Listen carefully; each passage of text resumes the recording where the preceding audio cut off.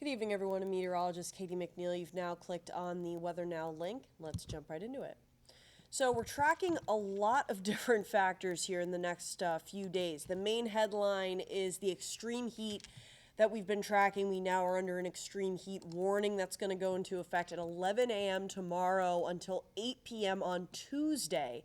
So the next several days with heat index values up to 108 degrees, especially inland, during the coming days here. And with that, for tomorrow, we do have an air quality alert as well that was issued for South County, Washington County, Block Island included, as well as Newport here. Again, this is just for South County. That will also be in effect starting tomorrow at 11 a.m. until 11 p.m.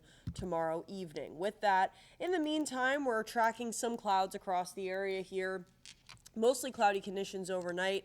We'll be seeing some of that haze as well due to wildfire smoke out in Canada kind of playing a part in those ozone levels here as we head towards your Sunday. But with that, again, the heat, the main factor. So enjoy the more comfortable conditions this evening as humidity levels as well as those temperatures are going to skyrocket starting tomorrow afternoon here.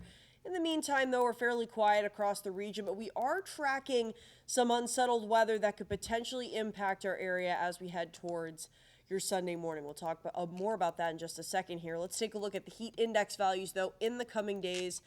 Here's Sunday afternoon or early evening heat index values. Again, inland are going to stay consistently warmer than down at the coast, but even towards the coastal areas, we're going to be seeing heat index values approaching the hundreds, especially by Tuesday. Tuesday appears to be the worst day across the board for these heat index values here, but nevertheless very hot across southern New England here over the course of the next 3 days. So with that in mind, if you're especially sensitive, just in general here, you want to avoid time outdoors in the sun. If you do have to be outside, make sure to stay hydrated and seek as much shade as you possibly can here with this extreme heat that we're tracking over the course of the coming days.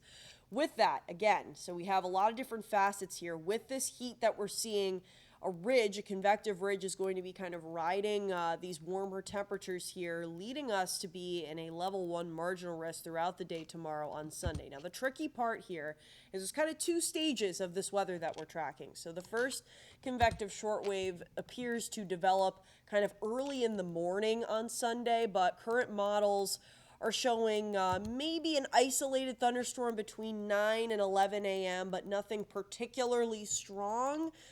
Anything we do see, though, could be strong to severe. So we're going to be keeping a close eye here in the next 24 hours or so. But depending on how strong the morning system is, especially as it passes through our area, we could have the potential for some regeneration towards the second half of the day. You can see some of that activity showing up on the models out towards central New York, but we can't rule out the chance here locally as well. So this is going to be kind of a wait and see situation.